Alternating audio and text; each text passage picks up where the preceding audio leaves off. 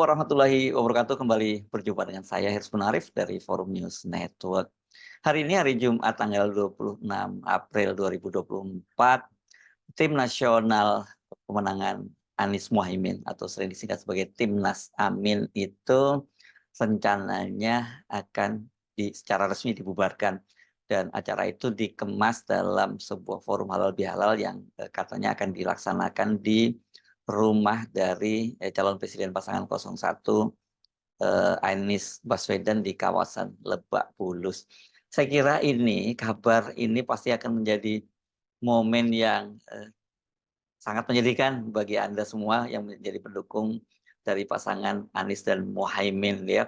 Tapi saya kira itu memang konsekuensi dari putusan Mahkamah Konstitusi yang memenangkan pasangan Prabowo Gibran sebagai presiden dan wakil presiden untuk periode 2024 dan sampai dengan 2029, dan kan pasangan Anies dan Muhaimin sendiri sudah mengucapkan selamat kepada Prabowo Gibran, dan pada waktu penetapan di KPU kemarin hari Rabu ya, tanggal 24 April 2024 kan keduanya sudah mengucapkan selamat ya.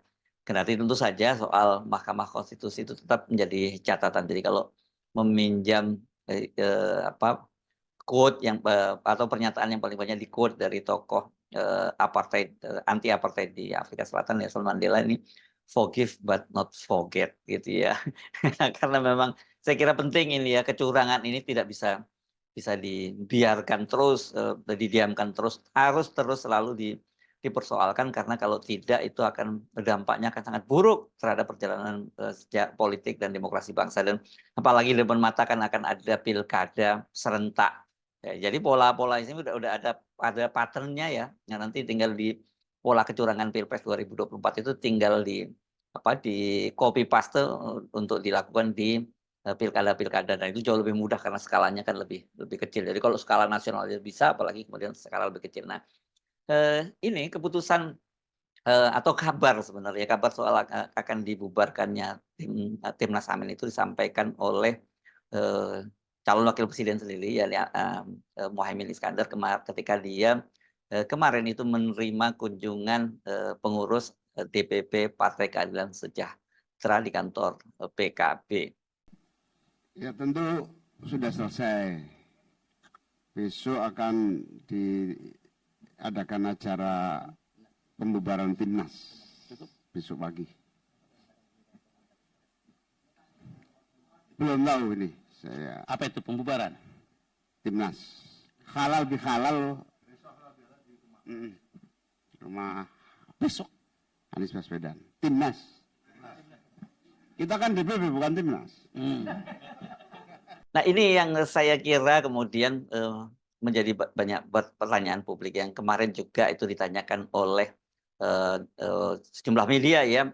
Bagaimana kelanjutan dari koalisi ini? Ya tentu saja koalisi ini sudah bubar jalan ya, koalisi perubahan, karena koalisi perubahan itu kan terdiri dari Nasdem, PKB dan PKS. Sementara Nasdem dan PKB ini kalau Nasdem malah sudah secara resmi menyatakan bergabung dengan pemerintahan Prabowo Gibran. Sementara PKB itu sampai sekarang belum menyatakan sikap secara resmi, tapi sudah terlihat tanda-tandanya semacam itu. Dan pertanyaan berikutnya, kalau begitu bagaimana dengan nasib PKS? Apakah juga akan ikut bergabung dalam pemerintahnya Prabowo Gibran? Saya kira itu yang sekarang menjadi sangat menarik. Nah, kalau Nasdem itu kan kita tahu bahwa mereka akan bergabung dengan pemerintahan dari Prabowo Gibran bahkan jauh-jauh hari ya. Kan sejak dinyatakan oleh KPU pada waktu itu bahwa pasangan Prabowo Gibran itu sudah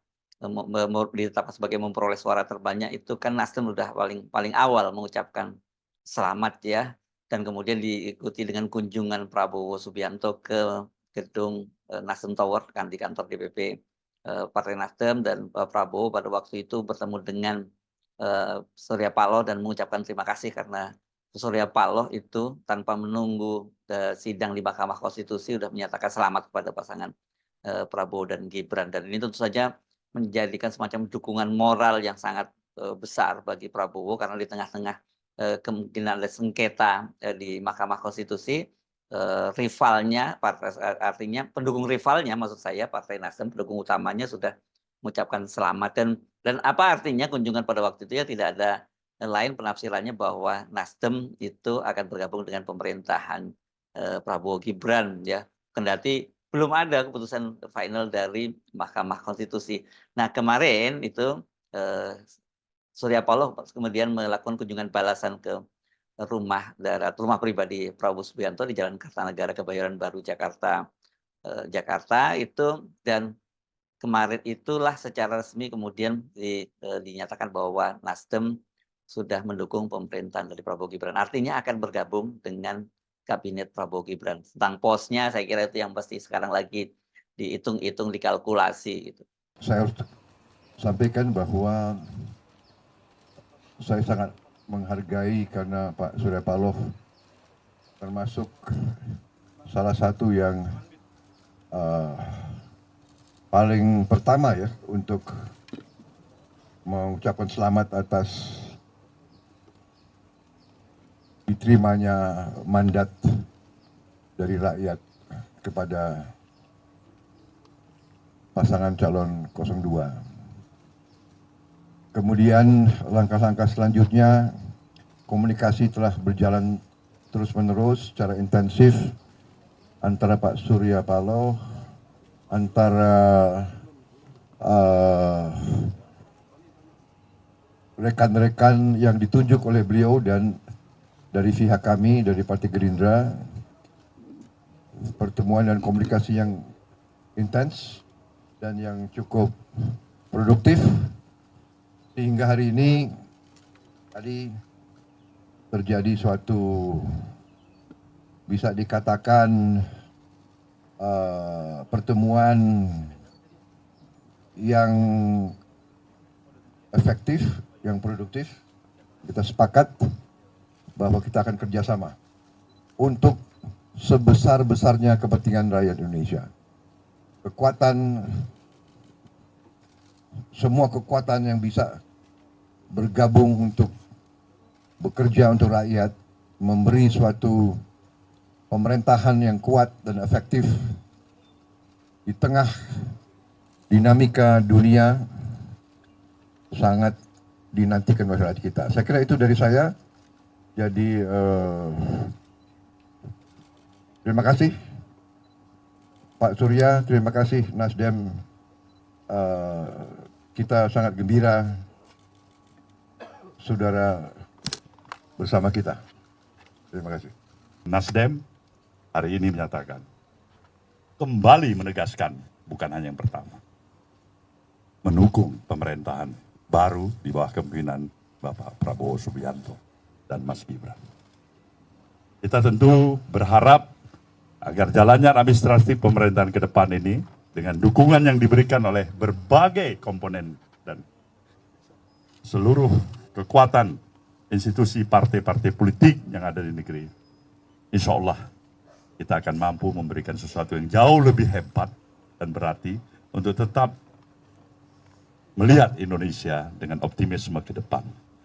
Nah pertanyaannya bagaimana dengan PKB? Kan kita tahu bahwa setelah penetapan oleh KPU kemarin hari Rabu tanggal 24 April itu pada pagi harinya dan kemudian pada siang harinya itu tidak menunggu waktu terlalu lama, Prabowo kemudian langsung bertandang ke kantor DPP PKB dan ini tidak bisa diartikan lain, ini adalah bahwa memang ini ajakan untuk bergabung PKB bergabung kubu 002 atau Prabowo Gibran gitu sekarang lebih tepatnya. Kendati pada waktu itu Caimin itu tidak menyebut secara tegas apakah mereka akan masuk dalam pemerintahan Prabowo, tetapi waktu itu dia cuma menyatakan akan bekerja sama dalam di legislatif maupun di bidang-bidang yang lain. Pada waktu itu seperti itu dikatakan oleh Caimin. Sebagai partai yang selama ini bekerja sama di parlemen maupun di eksekutif, ingin terus bekerja sama lebih produktif lagi. Apalagi Pak Prabowo sebagai presiden terpilih akan menghadapi berbagai agenda pembangunan yang begitu menantang di masa yang akan datang. Bagi kepentingan itu maka kesuksesan pembangunan adalah kesuksesan yang diharapkan seluruh rakyat, dan PKB ingin rakyat tersenyum bahagia ke depan karena kemajuan dan kemakmuran. Yang ketiga, kita berharap PKB dan Gerindra terus menjalin kerjasama dalam berbagai bidang legislatif maupun di berbagai ikhtiar mewujudkan suksesnya menuju masyarakat adil dan makmur. Tadi PKB juga menyampaikan kepada Pak Prabowo sebagai Presiden terpilih 8 agenda perubahan PKB, di mana 8 agenda PKB diserahkan kepada 08, kira-kira begitu, untuk menjadi bahan perjuangan sekaligus agenda secara khusus bagi pemerintahan Pak Prabowo di masa yang akan datang. Kendati tidak secara tegas, tapi sebenarnya ya sudah tidak bisa diartikan lain bahwa PKB itu memang sudah resmi bergabung juga dengan pemerintahan Prabowo Gibran. Ya nggak salah juga karena dia proses pilpresnya sudah selesai dan yang ditetapkan sebagai pemenang adalah Prabowo Gibran. Tapi tentu bagi para pendukung ini hal semacam itu tentu sangat mengecewakan karena memang terkesan partai-partai politik ini sangat pragmatis gitu, dan buat mereka jangan dibawa baper, no hard feeling ketika walaupun kalah dalam pilpres, tapi kalau kemudian diajak masuk bergabung dalam kabinet pemerintahan, why not? Kira-kira kan begitu. Apalagi Nasdem dan PKB ini sudah dapat kotil efek luar biasa dengan mengusung Anies Muhaimin kemarin. Kursi di parlemen kan baik Nasdem maupun PKB itu naik secara signifikan, banyak di beberapa daerah yang di provinsi seperti Jakarta yang selama ini PKB tidak mendapatkan kursi di DPR, kali ini dapat. Jadi ini untung banyak ini baik Nasdem maupun PKB ketika mereka mengusung berada kubu oposisi mengusung pasangan Anies Muhaimin, tapi kemudian ketika yang terpilih Prabowo Gibran ya, dan itu mereka juga ikut masuk.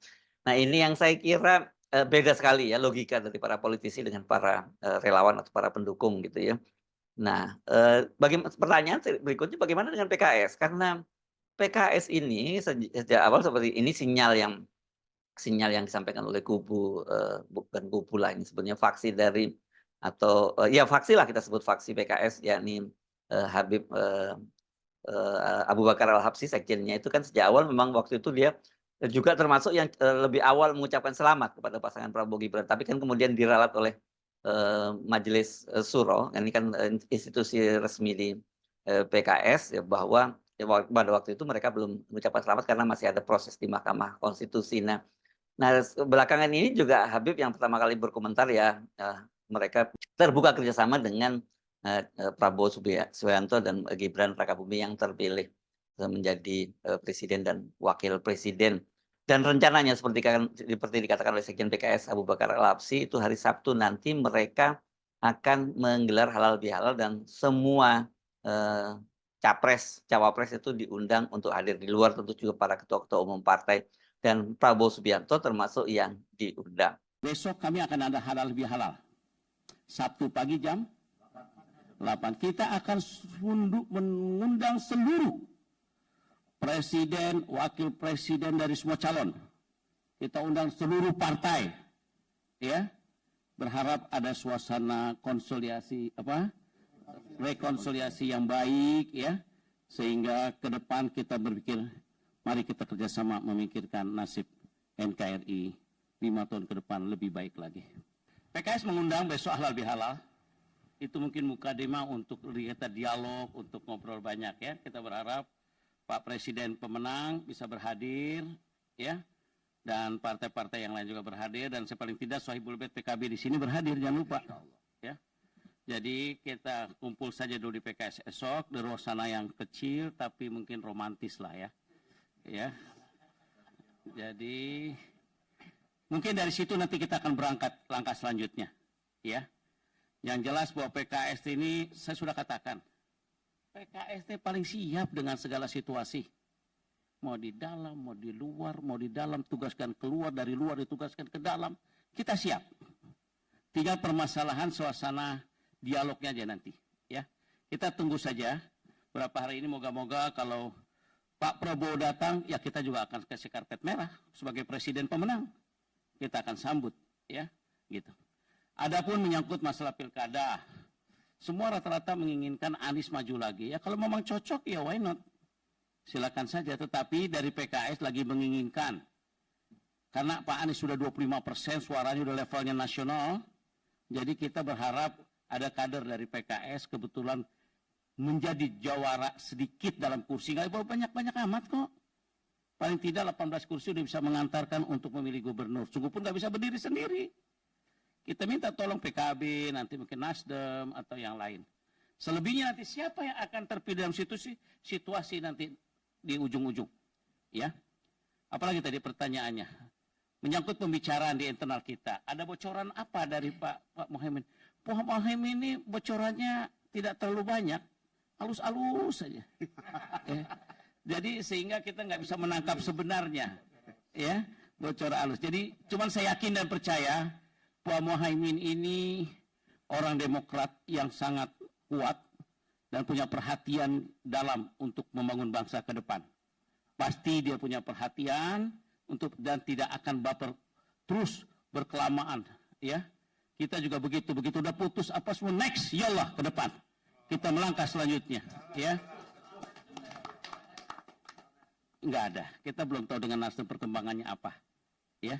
Yang jelas Nasdem itu Pak Surya itu senior kita, paling cantik dalam bermain politik dan matang. Kalau mau cara yang terbaik kita ikuti, ya kita ikuti. Tinggal kita lihat nasihat. Kita belum dengar bagaimana selanjutnya.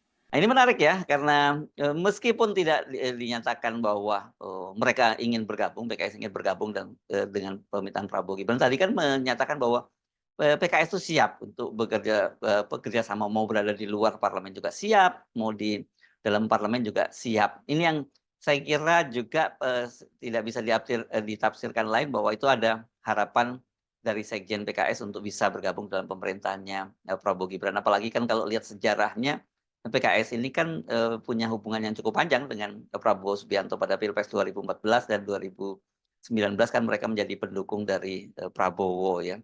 Yang 2014 berpasangan dengan Hatta Rajasa dan kemudian pada 2019 Prabowo berpasangan dengan Sandiaga Uno.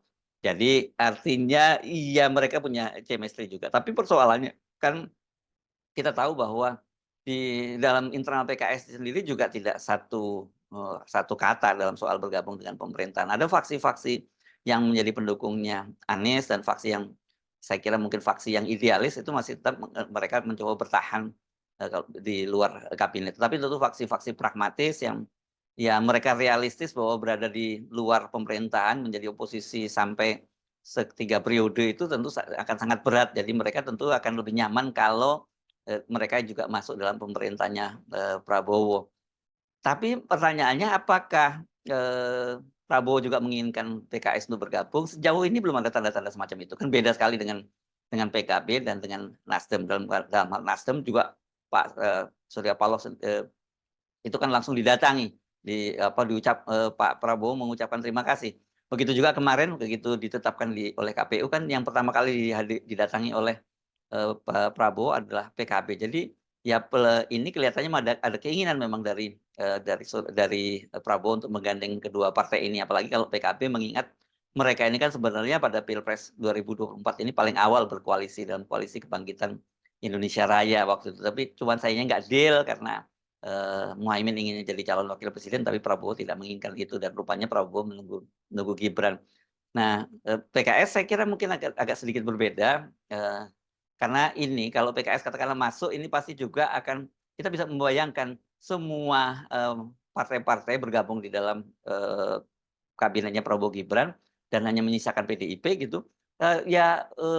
Bagaimana ini pembagian kursinya, terutama mereka partai-partai yang sudah sejak awal mendukung dari Prabowo, itu kan saya kira jadi persoalan sendiri ya. Dan saya kira kalau memang seperti yang kita lihat dari narasi-narasi yang disampaikan oleh Prabowo, dia menginginkan adanya persatuan, tapi sebenarnya bahasa lain itu dia tidak ingin ada kelompok oposisi di parlemen. Ini persis sama seperti yang dilakukan oleh Jokowi pada waktu itu, jadi sehingga tidak muncul suara kritis dari parlemen. Jadi betul-betul sebenarnya walaupun pemerintahan itu demokrat dipilih melalui pemilu, tapi sebenarnya fungsi check and balance yang dilakukan oleh DPR itu tidak ada. Itu kan sebenarnya dengan menambah PKB dan Nasdem, itu praktis sebenarnya sudah cukup ya buat Prabowo untuk mengendalikan seluruh kekuasaannya, itu mulai dari eksekutif, legislatif, dan tentu saja yudikatif, ini tinggal diatur lah ya.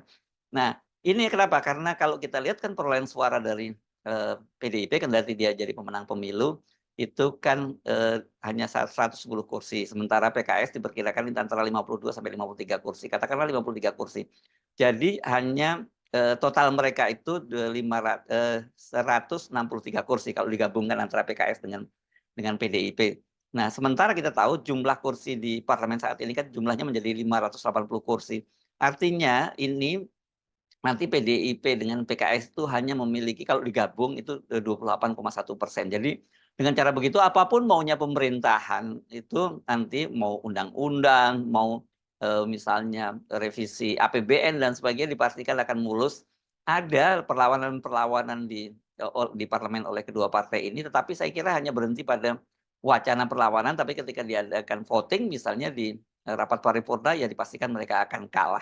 Jadi mereka tinggal memaintain bagaimana komunikasi ke publiknya saja, tapi implikasinya terhadap keputusan-keputusan di parlemen relatif mereka tidak punya peran apa-apa lagi karena semuanya sudah dikuasai oleh kubu pendukung parpol-parpol, kubu pendukung pemerintahan. Jadi kalau kemudian Anda menduga-duga apakah PKS ini nanti juga akan ditarik juga bergabung dengan pemerintahannya Prabowo, saya kira keinginan dari PKS itu ada.